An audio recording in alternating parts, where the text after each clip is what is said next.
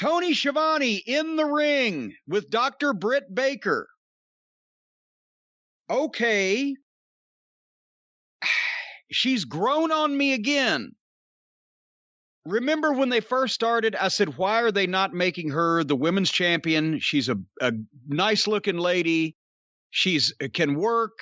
She is a professional. She can do PR. She's a dentist. She should be one of the faces of their company as the female face because she's obviously, as I just said, attractive and professional and an accomplished dentist and an accomplished wrestler. You can market this. Instead, they go with more of Twinkle Toes' fetish objects and bury Britt Baker as a babyface. Then they turn her heel.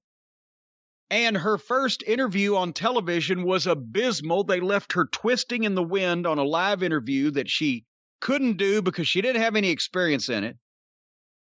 And then she slowly, and well, actually not even slowly, she pretty quickly picks it up and gets better as a heel.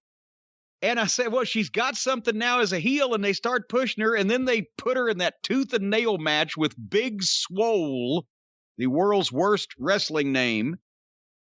And it was so insulting to anybody who has ever been a professional in the wrestling industry that I instituted the tooth and nail rule and would never watch anything involving any of the people that were involved in that ever again.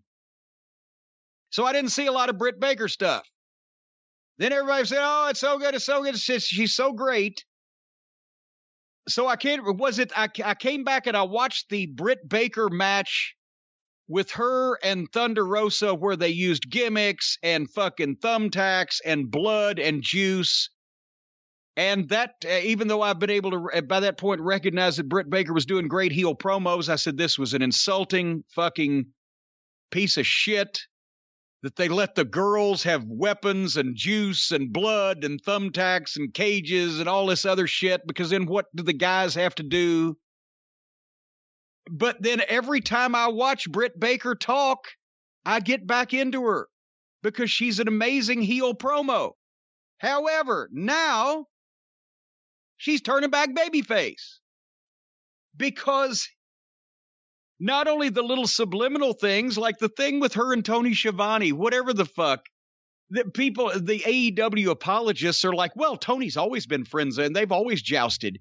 No, the announcer does not give the fucking heel a big hug when they come in the ring, whether they're male or female. For the interview, when they come in the ring, they don't get a big hug from the announcer. Not if they're a heel. Never. Even Lance Russell didn't hug Lawler when he was a heel, and Lance looked at Lawler like a son. But then Britt does this great promo, and now she's the formerly bloody, tough, goes through the table girl, and she's cutting these promos that are pretty good and with decent material, and she's got some personality, unlike most of the other people in this company. Now the people are like, and she's fighting Nyla Rose and Vicky Guerrero, that neither one of them could say shit if they had a mouthful. Nyla Rose's promos are just monotonic and monotonous and robotic, and Vicky's are just screeching and saying nothing. I'm the only thing I can't figure out is, does Tony Khan know that Britt Baker is now turning into a huge babyface and is already halfway there? And is he going to go with that? Or is he going to fight against the tide and try to keep her as a heel when nobody is going to boo her because she's been allowed to do all this bloody stuff and got over with that segment of society that likes the bloody girls matches? The psychology of this is so fucked, I can't even begin to. And then she does this great promo in the ring live, and then Vicky and Nyla are watching her on the monitor, and they turn around and immediately answer her in one of the most horrible and phony promos of the entire show. So instead of ending on the high note of Britt Baker, we have to, I forgot, it's all phony, and they don't really mean this. And I never saw a lot of Vicky stuff in the WWF. I'm sure you did. Was it better than this? It was this. But she was a GM, not a manager, for the most part. So it was just her constant. It was, you know what? It was worse. And that says something. Because it was her constantly coming out on stage screaming, "Excuse me." At least she's not doing that. She did. But how did she get to be the general manager in WWE? In kayfabe or out of kayfabe? I'm saying, what? How did they explain that? If she's just some heel and the wife of a fucking former superstar, how did they appoint her all the way to be the general manager? I'm not sure. At one point, they had an empty podium as the general manager, so I'm really not sure what qualifications. So then they downgraded to Vicky Guerrero. Oh. I'm not. I'm sure. You know what? I'm sure she's a wonderful lady. I've never met her. I was obviously met Eddie numerous times, but I never met his wife because that's back when you didn't bring your wife and family to the matches most of the time. And I'm not saying she's a rotten person, but they booking her in matches. I'm surprised she didn't get hurt. She's never been a trained wrestler. She's now 51 or 2. The fans looked up and said, because I said she's old enough to be Andre's mother, and turns out she is. And I thought she was a manager in the WWE.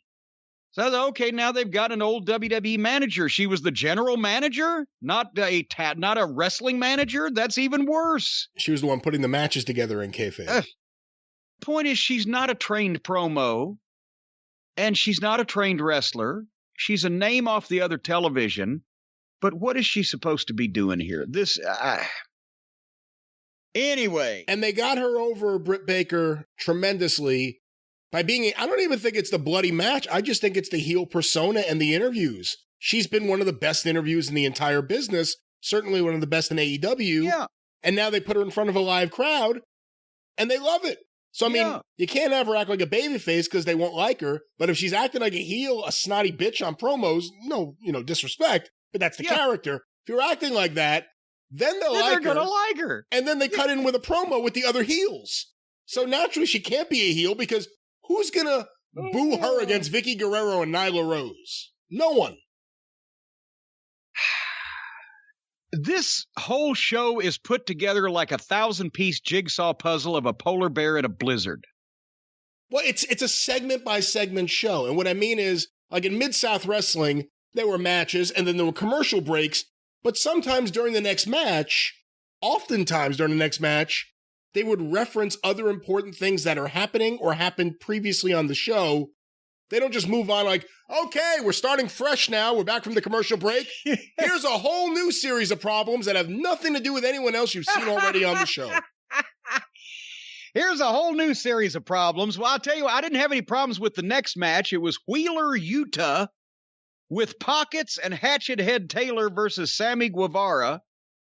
And I fast-forwarded this quickly because I was scared that they wouldn't have a girls' match on this program that I could skip, so I took this opportunity.